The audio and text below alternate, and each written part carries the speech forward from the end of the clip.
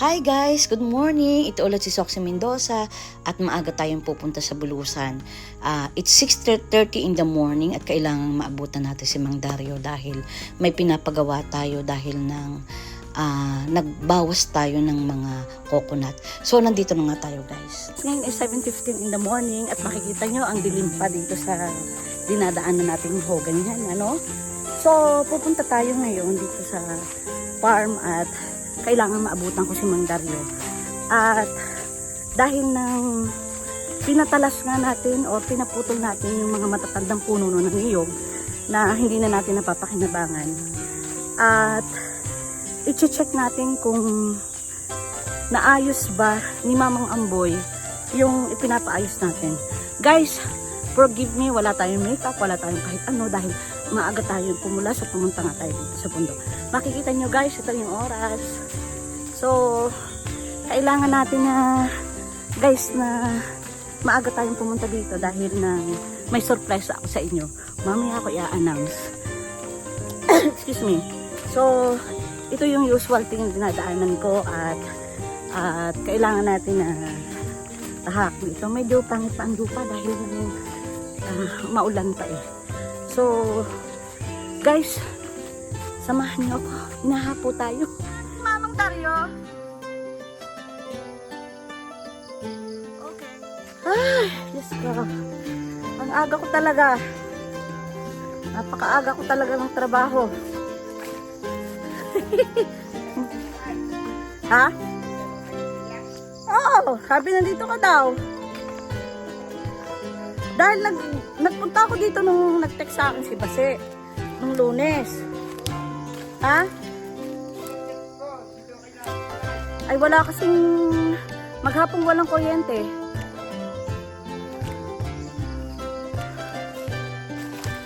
Yan.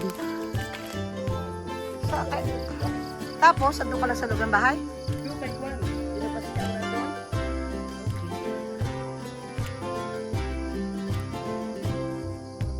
Oh, sinabi ni Mang Amboy na.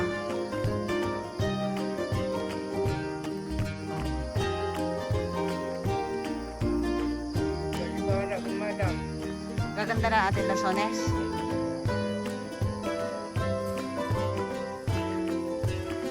Ito kasi Mamang Dario ay nung nakita ko ito, kailangan kasi baka mamatay mga Lasones natin Mamang Dario.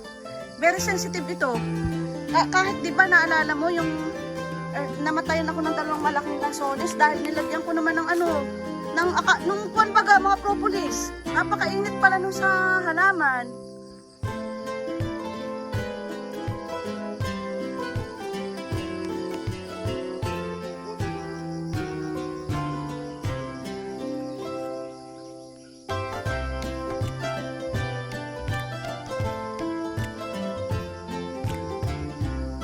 Ito nang i-develop ko lugar na to. Wag. Dahil nang malakas ang agos nang sisirain ng ating wawakwakin niya ang creek. Oo. Wag mong ihuhulog doon ha. Wawakwakin niya ang creek. Hindi ako sadya naglalagay diyan ng Okay na yan dito. Darating ang yan ay para hindi na rin magdamo. Ilalayo lamang sa puno. Ito, amin lang iilisin. Ha? Ito okay Mamang Dario. Yan ay mabubulok. Pero taon bago mabulok. Pero ang importante Mamang Dario ay malayo siya sa halaman. Hindi siya napapakinabangan Mamang Dario eh. Kahit sa buko hindi na rin napapakinabangan ang mga bunga. Ha?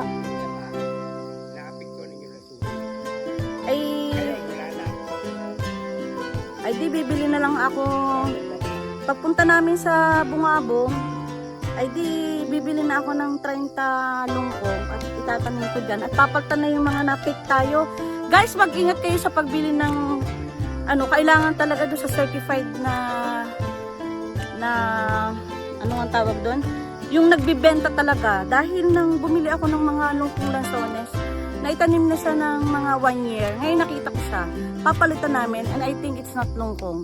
Dahil sa tagal ko na ba nagtatanim, ay nakita ko baka hindi successful ang pagkakadugtong niya o pagkakagraft niya. So, ang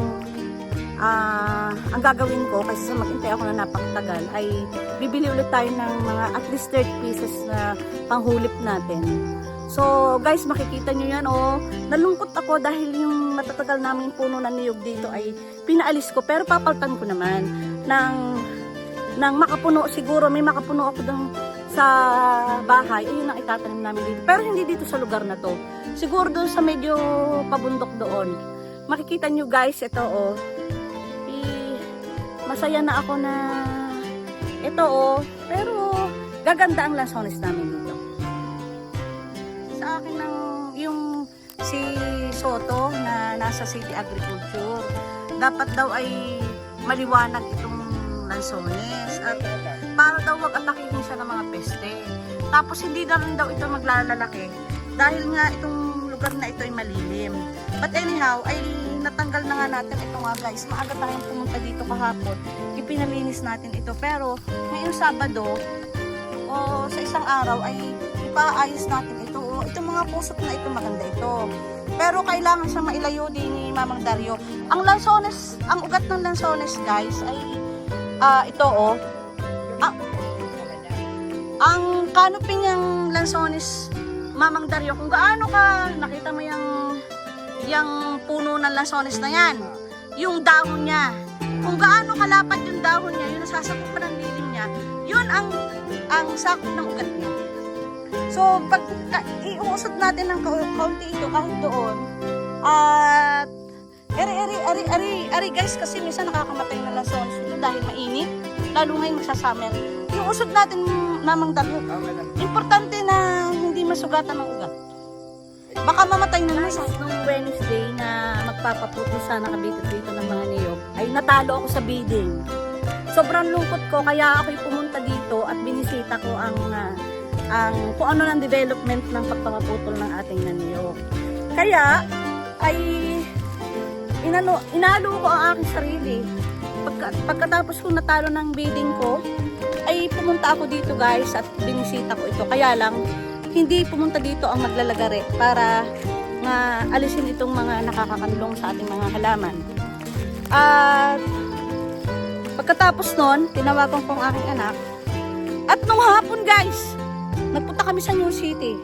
Ay mamaya i-announce ko sa inyo kung ano ang nangyari, bakit kami, anong ipinang-alo ng aking anak para ako ay huwag malungkot dahil natalo kami sa bidding.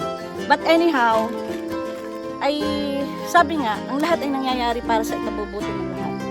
Kaya masaya na rin ako kahit natalo ako sa bidding. Makikita nyo, guys, may sorpresa sa akin ng buhay. Blessings pa rin at mamaya bibigyan ko kayo ng full coverage kung ano ba yung dumating sa aming blessings. Ito, guys, malaki na rin itong lansones na ito. Napabayaan ko rin, but bumubunga na kasi ito eh. Ay pinatanim ng tatay na walang direksyon, hindi siya linya-linya, basta nilagay lang dito. Siyempre matanda na ang tatay ko nung nagbundok. Siguro siya ay 70 years old. Pero nagawa pa rin niya. At ganyan nga, guys, dapat ako yung papahinga at nakahiga pa. Pero pinili natin pumunta dito sa bundok. Bundok ang tawag ko dito. Talaga naman bundok. Slopey. Although it's 2 kilometers away from the city proper, itong Bulusan, ay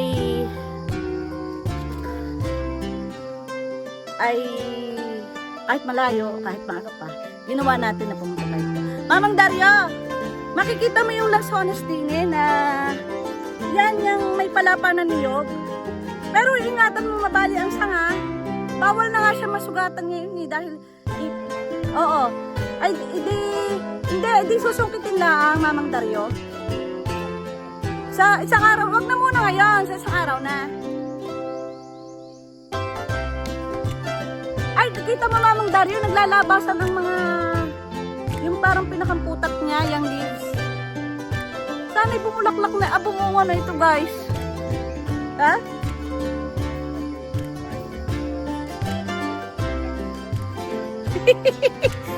Nananalangin kami, guys, na actually hindi maganda ang look ng lansones. Matagal nga siyang bumunga. Pero tapos very sensitive siya. Sabi ko nga sa iyo, nakikita nyo, guys, oh. Ito, kahit ito, tignan nyo ito. Ito, kailangan ko palinisan ito kay Mang Amboy kahapon dahil nang ikakamatay niya to eh. Kapag ka na, lalo ngayon magsa-summer, mainit sa lupa itong pusot ng niyog. Pwede siya kung bulok mo talaga. Kahit nga mga damo na mamatay, how much more yung mga ugat. Diba? Okay, anyhow guys, ay mamaya i-announce ko yung great surprise ng life. At blessings din yun. At bibigyan ko kayo ng full coverage doon.